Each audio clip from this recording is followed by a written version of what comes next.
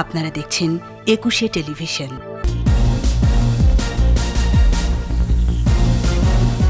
করোনায় মৃত্যুর রেকর্ড ২৬৪, শনাক্তের ৯৮% শরীরে ডেল্টা ভ্যারিয়েন্ট।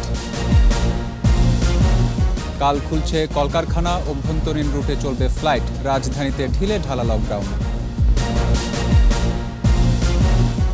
শেখ কামাল বেঁচে থাকলে আধুনিকতার ছোঁয়ায় সমৃদ্ধ হতো ক্রীড়া ও সংস্কৃতি অঙ্গন, বললেন প্রধানমন্ত্রী। মাদক মামলায় পরিমণি ৪ দিনের রিমান্ডে, সিন্ডিকেটের মধ্যমণি বলছে র্যাব।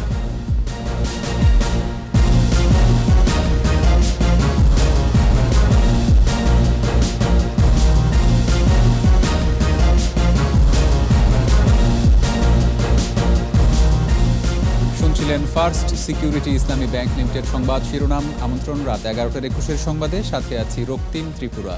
দর্শক, একুশে টেলিভিশনের সংবাদ একই সাথে সরাসরি দেখতে পাবেন আমাদের ফেসবুক পেজ www.facebook.com/2124 অনলাইনে। এছাড়া সংবাদে আরও থাকছে: ১৫ আগস্টের পর গুম, খুন আর কারাবরণে নেতৃত্ব শূন্যতায় পড়ে আওয়ামী লীগ, দেশে ফিরে দলের হাল ধরেন শেখ হাসিনা।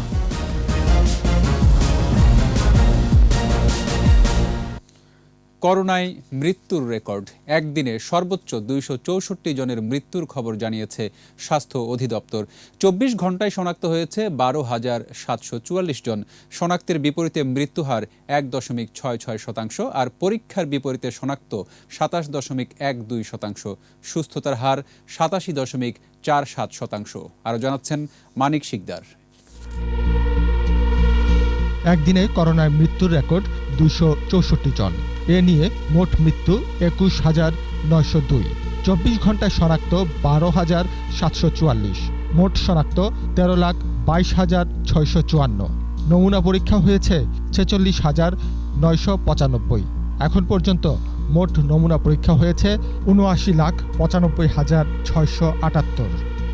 আর ২৪ ঘন্টায় সুস্থ হয়েছেন ১৫,৭৮৬ জন। মোট মৃত্যু ১১,৫৬,৯৪৩ জন।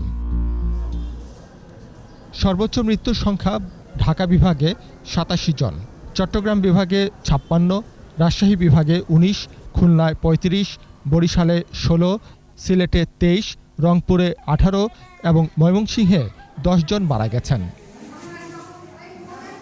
এর মধ্যে ২৪৫ জনই মারা গেছেন হাসপাতালে। মৃত্যুহার ১.৬৬%। দৈনিক সংক্রমণ ২৭.১২%। মোট শনাক্ত ১৬.৫৪%। সুস্থতার হার ৮৭.৪৮%। স্বাস্থ্য অধিদপ্তর জানিয়েছে ৭ আগস্ট থেকে পরীক্ষামূলকভাবে শুরু হলেও ১৪ আগস্ট থেকে শুরু হবে গণটিকা দান কর্মসূচি।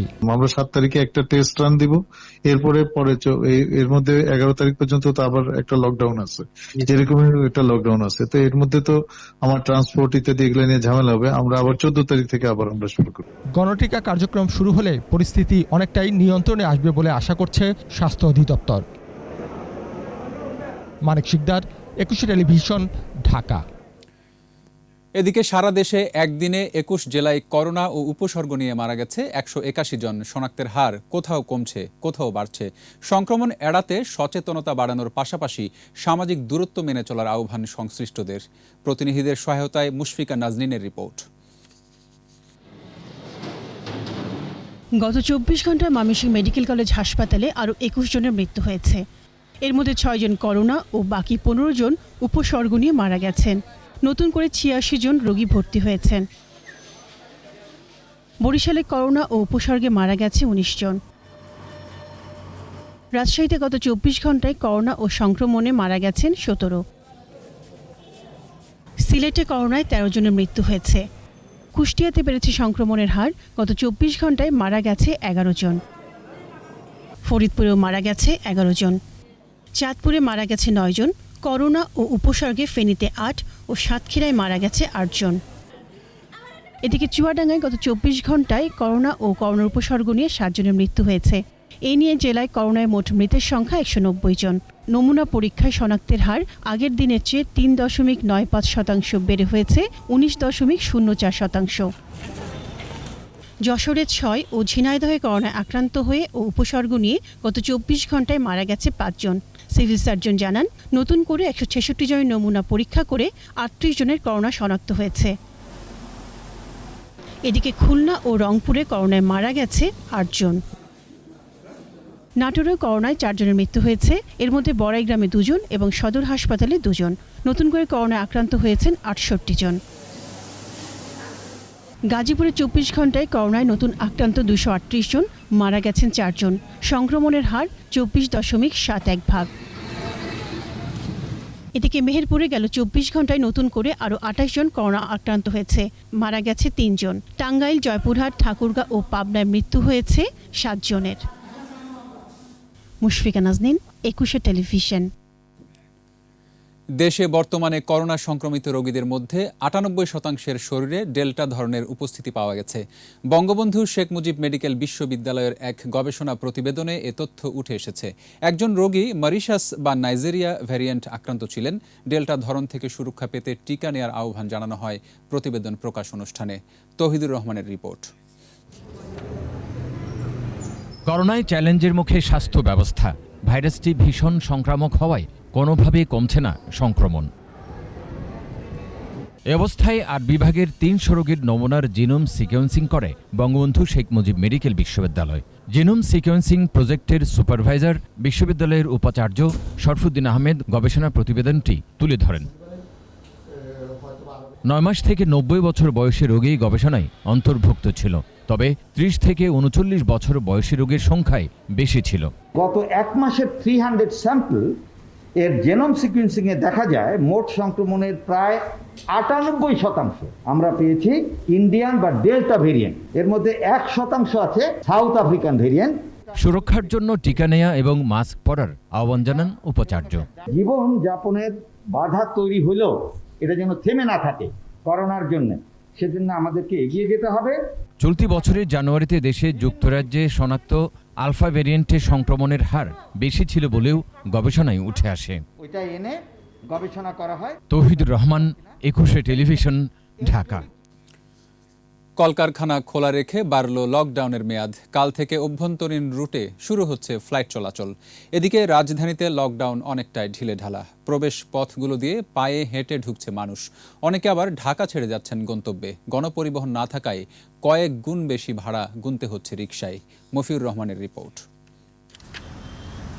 রাজধানী সড়কগুলোতে গণপরিবহন ছাড়া চলছে সব ধরনের যানবাহন। কোথাও কোথাও দেখা গেছে যানজট। এমন অবস্থায় কলকারখানা খোলা রেখে লকডাউনের মেয়াদ 10 আগস্ট পর্যন্ত বাড়িয়ে প্রজ্ঞাপন জারি করেছে সরকার। চালু হচ্ছে আভ্যন্তরীণ রুটের ফ্লাইট।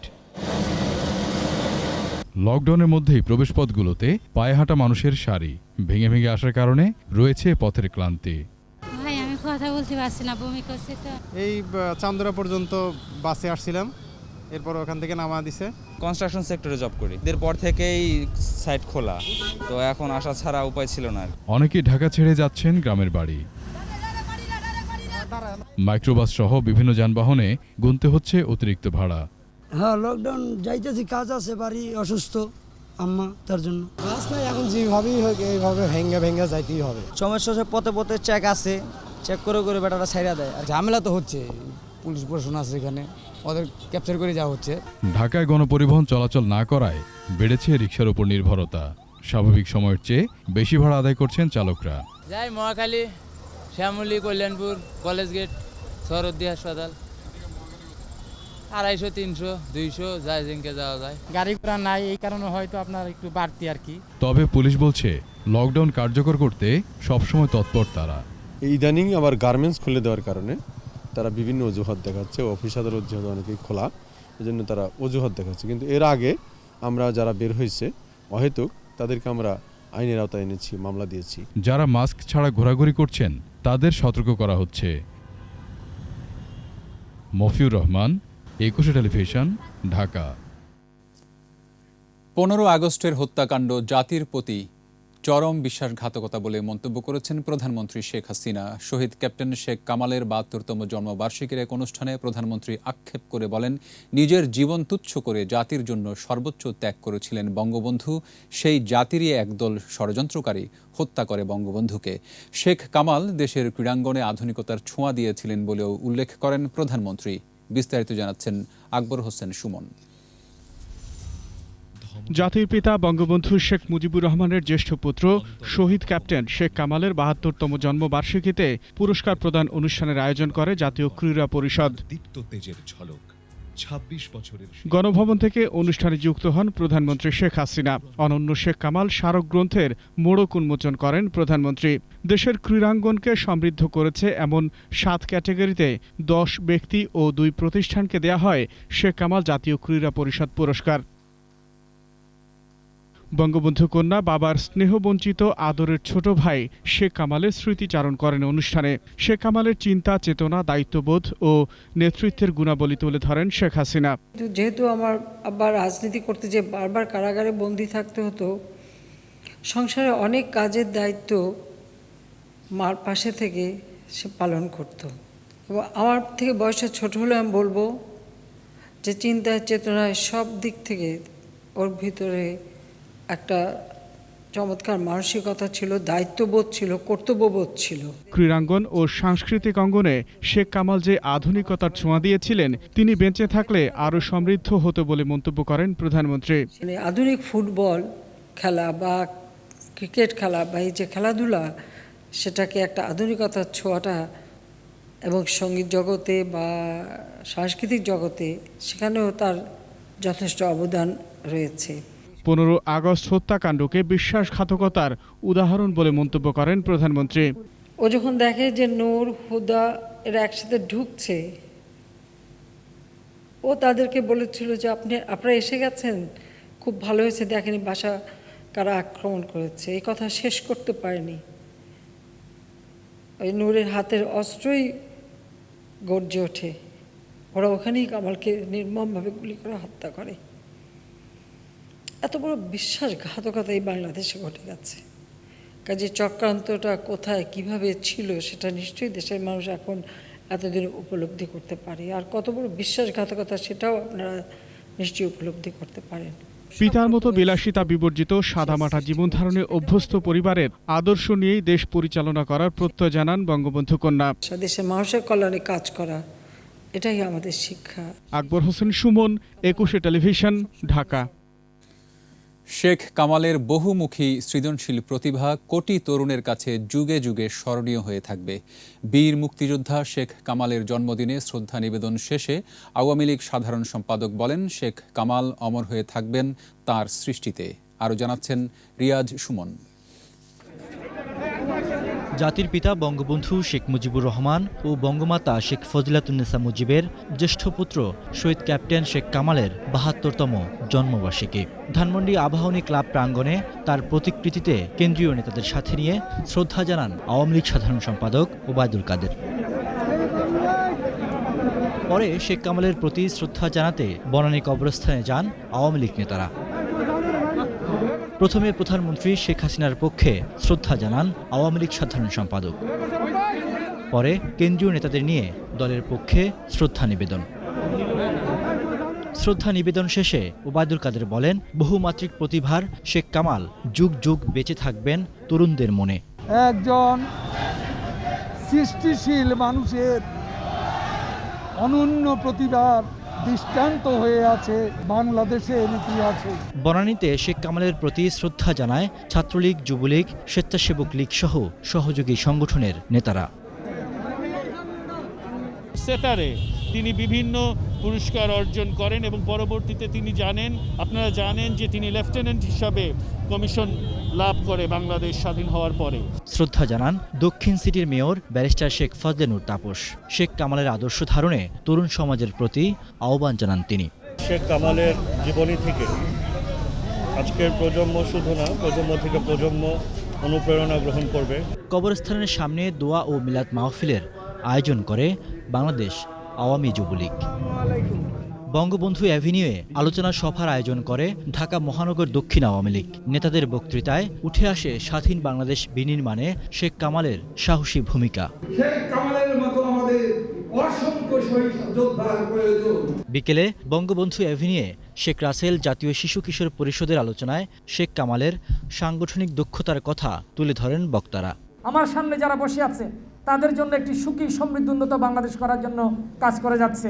বাংলাদেশের এই শাসক হওয়ার পর থেকেই এই বঙ্গবন্ধু পরিবার, বিশেষ করে শেখ কামাল, লক্ষ্যবস্তুতে পরিণত হয়েছিল।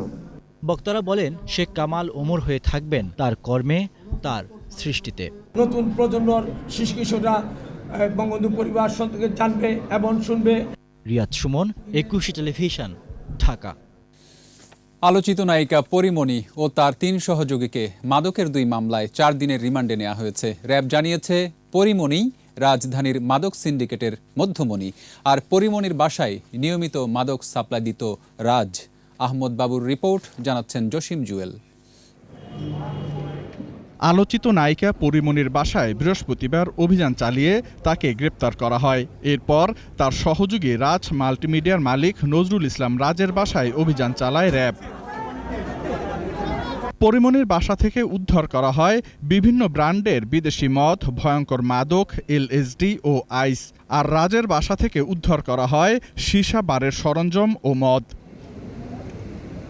সংবাদ সম্মেলনে র্যাব জানান, পিরোজপুরের ভান্ডারিয়ার শামসুন নাহার ওরফে পরিমণি 2014 সালে নজরুল ইসলাম রাজের মাধ্যমে বিনোদন জগতে পা রাখে। 2016 সালে মাদকাসক্ত হয়ে পড়ার পর মিনিবার গড়ে তোলেন পরিমণি। তিনি নিয়মিত অ্যালকোহল সেবন করতেন এবং মাত্রাতিরিক্ত অ্যালকোহল সেবনের চাহিদা মেটানোর জন্য তিনি নিজের ফ্ল্যাটে একটি মিনিবার স্থাপন করেন। তার এই মিনিবারে অ্যালকোহল সাপ্লাই সহ বিভিন্ন সহযোগিতা করে আসত নজরুল ইসলাম ও ফেরাজ। প্রাথমিক জিজ্ঞাসাবাদে নজরুল ইসলাম রাজ গুরুত্বপূর্ণ কিছু তথ্য দিয়েছে। মূলত তাদের 12 জনের সিন্ডিকেট অভিজাত এলাকায় পার্টির আয়োজন করে ধর্নাঢ্যদের শিকারে পরিণত করত। রাজধানীর গুলশান, বাড়িধারা ও বনানী সহ বিভিন্ন এলাকায় পার্টি ও ডিজে পার্টির নামে বিভিন্নভাবে অনৈতিক কার্যক্রম পরিচালিত হয়। এই সকল পার্টি বা ডিজে পার্টিতে কারা অংশগ্রহণ করতেন এবং কারা বিভিন্নভাবে অনৈতিক কাজে লিপ্ত হতেন, এই সংক্রান্তে আমরা বিভিন্ন তথ্য পেয়েছি। পরে বনানী থানার মাদকদ্রব্য নিয়ন্ত্রণ আইনের মামলায় বৃহস্পতিবার রাতে ঢাকা মহানগর হাকিম মোহাম্মদ মামুনুর রশিদ তাকে 4 দিনের হেফাজতে নেয়ার আদেশ দেন। তার বাড়িতে যে মদের ইগুলো পাওয়া গেছে সেগুলো সম্পূর্ণ খালি মদের বোতল। এর আগেও ছবিতে আমরা দেখেছি এবং গতকালও সেই জিনিসটা আমরা দেখেছি। বিজ্ঞ আদালতকে আমরা এই কথা বলেই জামিনের মঞ্জুরের প্রার্থনা করেছি। বিজ্ঞ আদালত জামিন নামঞ্জুর করেছেন, নামঞ্জুর করে 4 দিনের রিমান্ড দিয়েছে। এর আগে পরিমণিকে আদালতে হাজির করে 7 দিনের রিমান্ড আবেদন করা হয়। জসিম জুয়েল, একুশে টেলিভিশন, ঢাকা। নিচ্ছি সংবাদ বিরতি। যখন ফিরছি তখন অন্যান্য খবরের সঙ্গে আরও থাকছে। এডিসের লার্ভা পেলে জরিমানা, মশা নিধনে সামাজিক আন্দোলন গড়ে তোলার আহ্বান। আরও 1,04,00,000 টিকা আসছে, জানালেন পররাষ্ট্রমন্ত্রী। শিগগিরই চীনের সাথে সহ উৎপাদন চুক্তি। আবারও আমন্ত্রণ রাত 11টার 21 সংবাদে। ডেঙ্গু কেড়ে নিল তাজা প্রাণ। এই অবস্থায় এডিস মশা নিধনে তৎপরতা বেড়েছে 2 সিটি কর্পোরেশনের। ডেঙ্গু থেকে রক্ষা পেতে সিটি কর্পোরেশনের কর্মতৎপরতার পাশাপাশি সামাজিক আন্দোলনের আহ্বান জানিয়েছেন ঢাকা উত্তর সিটি মেয়র আতিকুল ইসলাম। এদিকে দক্ষিণ সিটিতে বাড়ি বাড়ি গিয়ে মশা নাশক ছিটানো হচ্ছে। অভিযানে এডিসের লার্ভা পেলে জরিমানা করা হচ্ছে। মাহমুদ হাসানের রিপোর্ট। 10 বছরের শিশু শাবাব সারোয়ার এটিএন নিউজের অ্যাসাইনমেন্ট এডিটর সারোয়ার হোসেনের একমাত্র সন্তান। ডেঙ্গু আক্রান্ত হয়ে বুধবার রাতে তার মৃত্যু হয়। ডেঙ্গুতে সবচেয়ে বেশি আক্রান্ত হচ্ছে শিশুরা, তাই ডেঙ্গু থেকে শিশুদের রক্ষায় বাড়তি নজর রাখার কথা জানালেন উত্তর সিটির মেয়র আতিকুল ইসলাম। শিশুদেরকে কিন্তু ঘরে অনেকে আমরা স্লিপলেস পরে থাকি বা খালি গায়ে রাখি। এই ডেঙ্গির সময় কিন্তু খালি গায়ে রাখা যাবে না। হাজি ক্যাম্প এলাকায় এডিসের আবাসস্থল ধ্বংস এবং ডেঙ্গু জ্বর থেকে সাধারণ মানুষদের সচেতন করতে প্রচার অভিযান চালানোর সময় কাউন্সিলরদের মাঠে নামার নির্দেশ দেন তিনি। আপনারা আমাদেরকে ইনফর্ম করেন, আমি নিশ্চিত করতে পারি আমার একজন কেউ ফাইন করবে না, উল্টা আমরা ওই বাসায় গিয়ে 200 মিটারের মধ্যে যা কিছু থাকবে আমরা পরিষ্কার করে দিব। বারবার সচেতন করার পরও এডিসের লার্ভা পাচ্ছে ভ্রাম্যমাণ আদালত। নির্মাণাধীন ভবনগুলোই লার্ভার আধার। জনগণকে সচেতন করছি, লিফলেট দেওয়া হচ্ছে, তারপরেও কিন্তু অনেকে ইচ্ছা করেই সচেতন হচ্ছে না। যখন আমরা জরিমানা করছি তখন তারা টাকা দিচ্ছে। সচেতনতার পাশাপাশি বাসাবাড়ির ভেতরে গিয়ে মশানাশক ছিটানোর কাজ দেখভাল করছেন কাউন্সিলররা। আগামী মাসের মধ্যেই ডেঙ্গু নিয়ন্ত্রণে আনতেই তাদের এই তৎপরতা। ভ্রাম্যমাণ আদালত দ্বারা তাদেরকে জরিমানা প্লাস তাদেরকে না হলে অন্যথায় জেল যেতে হবে। কঠোর আইন প্রয়োগ করতে হয়, আমরা সেইটা প্রয়োগ করব। এতে মানুষকে সচেতন হতে হবে। বৃষ্টির মধ্যেও আমরা আমাদের কাজ অব্যাহত রেখেছি এবং আমি আশাবাদী যে আমরা সেপ্টেম্বরের ফার্স্ট উইকের দিকে আমরা এটাকে কন্ট্রোলে নিয়ে আসতে পারব। গেল কয়েকদিন ধরে ডেঙ্গু জ্বরে আক্রান্তের সংখ্যা বাড়ছে। মাহমুদ হাসান, একুশে টেলিভিশন, ঢাকা। সপ্তাহে 1 কোটি টিকা প্রদানের পরিকল্পনা ঠিক আছে, তবে দেশে টিকা এসে পৌঁছানোর উপর ভিত্তি করে কিছুটা এদিক ওদিক হতে পারে।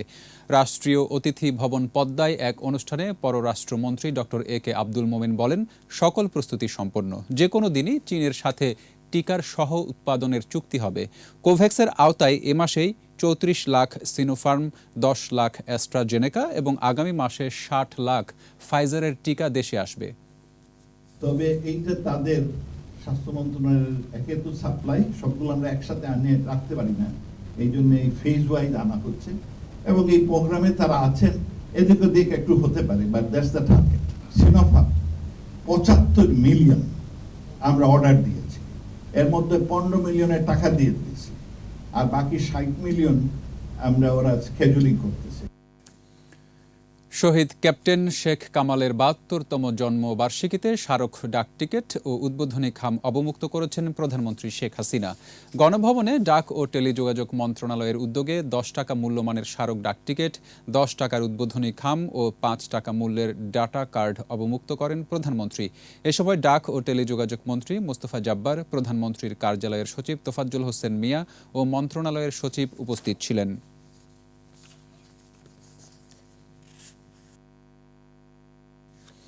নানা আয়োজনের মধ্য দিয়ে সারা দেশে ক্রীড়া সংগঠক মুক্তিযোদ্ধা শহীদ শেখ কামালের 72তম জন্মবার্ষিকী পালিত হয়েছে। চট্টগ্রামে বিভাগীয় ক্রীড়া সংস্থার উদ্যোগে হালিশহর আবাহনী মাঠে শেখ কামালের প্রতিকৃতিতে শ্রদ্ধা জানানো হয়।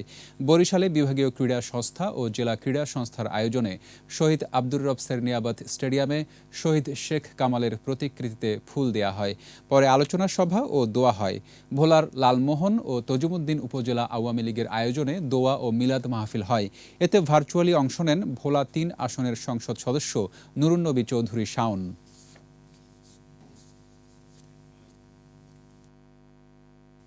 শেখ কামাল রণাঙ্গনের বীর মুক্তিযোদ্ধা, মেধাবী ছাত্র, দক্ষ ক্রীড়া সংগঠক, একজন সংস্কৃতিসেবী। বঙ্গবন্ধু শেখ মুজিবুর রহমানের জ্যেষ্ঠ পুত্র। দেশ স্বাধীন হওয়ার পর অস্ত্র ফেলে তারুণ্যের হাতে তুলে দেন খেলার উপকরণ, প্রতিষ্ঠা করেন আবাহনী ক্রীড়াচক্র। সাংগঠনিক দক্ষতা, প্রজ্ঞা ও মেধায় অনন্য শেখ কামাল জয় করেছিলেন সবার মন। আকবর হোসেন সুমনের রিপোর্ট। 1949 সালের 5 আগস্ট গোপালগঞ্জের টুঙ্গিপাড়ায় জন্মেছিলেন বঙ্গবন্ধু শেখ মুজিবুর রহমান ও বঙ্গমাতা শেখ ফজিলাতুন্নেসা মুজিবের বড় ছেলে শেখ কামাল। দুরন্ত প্রতিভাধর শেখ কামাল সেগুনবাগিচার ডনস কিন্ডারগার্টেন স্কুলে শিক্ষাজীবন শুরু করেন। কেজি ও স্ট্যান্ডার্ড ডিঙিয়ে ডাবল প্রমোশন নিয়ে ভর্তি হন শাহিন স্কুলে। ছাত্রাবস্থায় স্কুলের ক্যাপ্টেন নির্বাচিত হন। সহজাত নেতৃত্বের গুণাবলী ছিল তার। সেখান থেকে মাধ্যমিক ও ঢাকা কলেজ থেকে উচ্চ মাধ্যমিক শেষ করে ভর্তি হন ঢাকা বিশ্ববিদ্যালয়ের সমাজবিজ্ঞান বিভাগে।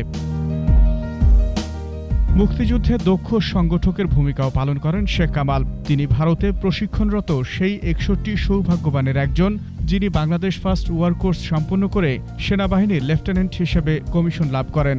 শেখ কামালকে আমাদের প্রশিক্ষণ ক্যাম্পে দেখে আমাদের মনোবল বেড়ে গেল।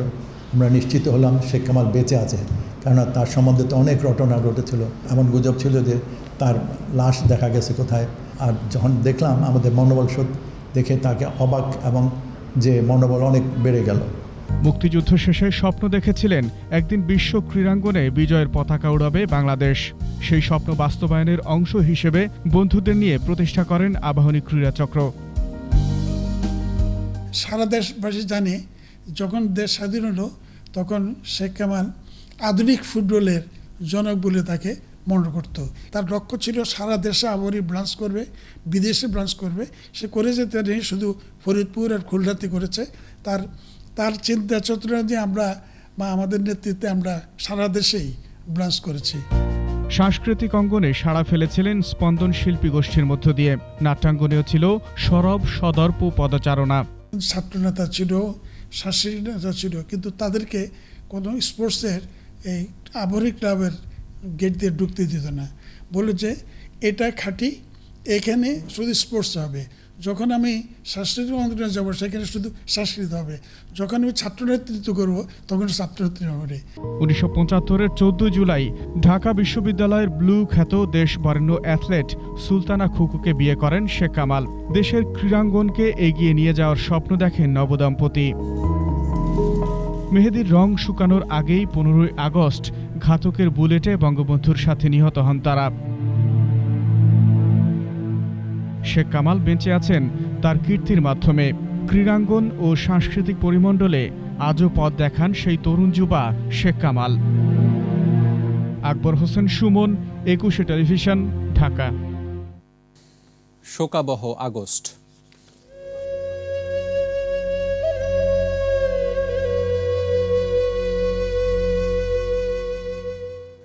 পঁচাত্তরের 15 আগস্ট বঙ্গবন্ধুকে সপরিবারে হত্যার পর ঘোর অমানিসায় নিমজ্জিত হয়ে পড়ে আওয়ামী লীগ।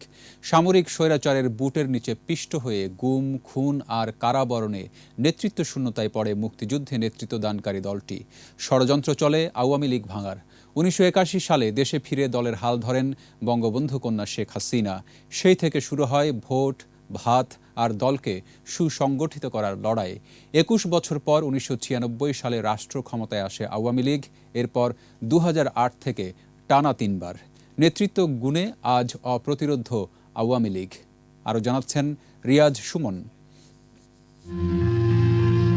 15 আগস্ট জাতির পিতা বঙ্গবন্ধু শেখ মুজিবুর রহমান সহ পরিবারের সদস্যদের হত্যার পর অভিভাবক শূন্য আওয়ামী লীগ। নেতাকর্মীদের উপর নেমে আসে জেল জুলুম, অত্যাচার, নির্যাতনের খড়গ। চলে আওয়ামী লীগকে নিশ্চিহ্ন করার ষড়যন্ত্র। সকালে বাইরে রাত্রে বাড়িতে ফিরবো কিনা তার কোনো গ্যারেন্টি ছিল না। সেই সময় অনেকে টিটকারি করেছে, ও আওয়ামী লীগ আর 100 বছর আইবে না। চরম সংকটে 1981 সালে আওয়ামী লীগের জাতীয় কাউন্সিলে সভাপতি নির্বাচিত হন শেখ হাসিনা। তখন তিনি ভারতের দিল্লিতে। সভাপতি নির্বাচিত হওয়ার প্রায় 3 মাস পর দেশে ফেরেন বঙ্গবন্ধু কন্যা। হাল ধরেন আওয়ামী লীগের। দেশে শুরু হয় গণতন্ত্র প্রতিষ্ঠার লড়াই। কোনো ষড়যন্ত্রেই থামানো যায়নি তাকে। এই দুর্গম রাস্তা পাড়ি দিতে যে 81 সালের পর বহুবার তিনি নিজেও মৃত্যুর মুখোমুখি হয়েছে। একদিকে আন্দোলন সংগ্রাম, আরেকদিকে সংগঠনকে শক্তিশালী করা। শেখ হাসিনার নেতৃত্বে 21 বছর পর 1996 সালে সরকার গঠন করে আওয়ামী লীগ। শুরু হয় জাতির পিতার আদর্শে পথ চলা।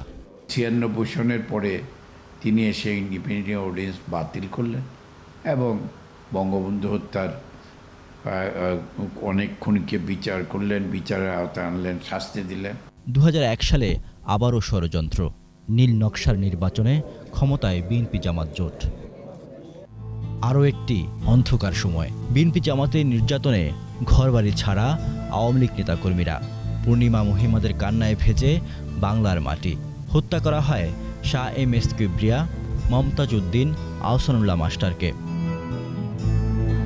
হাওয়া ভবনের ষড়যন্ত্রে 2004 সালের 21 আগস্ট শেখ হাসিনার উপর গ্রেনেড হামলা। প্রাণে বেঁচে যান বঙ্গবন্ধু কন্যা। যেমনিভাবে বঙ্গবন্ধুকে হত্যা করে তারা ভেবেছিল যে, এবং 4 নেতাকে হত্যা করে যে আওয়ামী লীগকে নিঃশেষ করে দেওয়া হলো, ঠিক তেমনিভাবে শেখ হাসিনাকে হত্যা করে আওয়ামী লীগকে নেতৃত্ব শূন্য করার চেষ্টা করা হয়েছে। 2008 সালের নির্বাচনে বিপুল বিজয়। এরপর থেকে টানা 12 বছর রাষ্ট্র ক্ষমতায় শেখ হাসিনার আওয়ামী লীগ। এক যুগের উন্নয়নে বদলেছে দেশের চেহারা। তাই তো বাংলাদেশ আজ উন্নয়নের রোল মডেল। বঙ্গবন্ধু কন্যার নেতৃত্বেই উন্নয়নশীল দেশে উত্তরণ। জাতির পিতার আদর্শেই এগিয়ে চলেছে গণমানুষের দল আওয়ামী লীগ। রিয়াদ সুমন, একুশে টেলিভিশন, ঢাকা। নিচ্ছি সংবাদ বিরতি। যখন ফিরছি তখন অন্যান্য খবরের সঙ্গে আরও থাকছে। পুঁজিবাজারে সূচকের ঊর্ধ্বমুখী প্রবণতা, লেনদেনের পরিমাণও বেড়েছে। বিশ্বজুড়ে আক্রান্ত 20 কোটি ছাড়ালো, মৃত্যু 42.5 লাখের বেশি।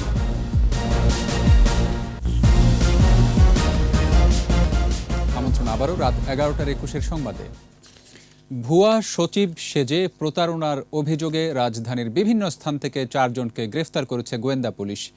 ডিবি কার্যালয়ে সাংবাদিকদের গোয়েন্দা পুলিশের যুগ্ম কমিশনার মাহবুব আলম জানান, চক্রটি বিভিন্ন সময় সচিব পরিচয় দিয়ে এবং রাজধানীর সহ বিভিন্ন স্থানে বাড়ির ছাদে মোবাইল ফোনের টাওয়ার ও জমির মালিক সেজে ভুয়া বায়নানামা করে প্রতারণা করে লাখ টাকা হাতিয়ে নিয়েছে। তাদের বিরুদ্ধে বিভিন্ন থানায় 11টি মামলা রয়েছে।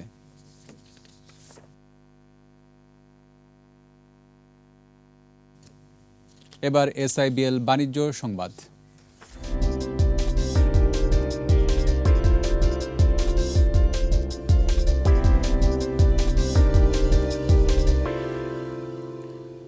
সূচকের ঊর্ধ্বমুখী প্রবণতা অব্যাহত রয়েছে দেশের পুঁজিবাজারে, বেড়েছে লেনদেনের পরিমাণও। বৃহস্পতিবার ডিএসসিতে লেনদেন হওয়া 374টি প্রতিষ্ঠানের মধ্যে দর বেড়েছে 242টির, কমেছে 103টির, আর অপরিবর্তিত ছিল 29টির দর।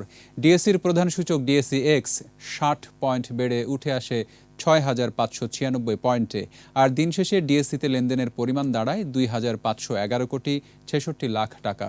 সূচক বেড়েছে অপর স্টক এক্সচেঞ্জ CSE-তেও, লেনদেন হয়েছে 81 কোটি 14 লাখ টাকার শেয়ার ও মিউচুয়াল ফান্ড। আর এরই সাথে শেষ করছি রাত 11:21 সংবাদ। যাবার আগে ফার্স্ট সিকিউরিটি ইসলামী ব্যাংক লিমিটেড সংবাদ শিরোনামগুলো আরও একবার।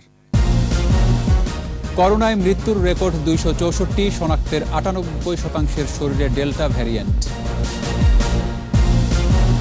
কাল খুলছে কলকারখানা, অভ্যন্তরীণ রুটে চলবে ফ্লাইট, রাজধানীতে ঢিলে ঢালা লকডাউন।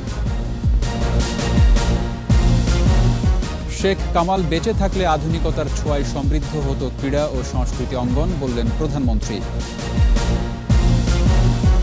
মাদক মামলায় পরিমণি 4 দিনের রিমান্ডে, সিন্ডিকেটের মধ্যমণি, বলছে র্যাব।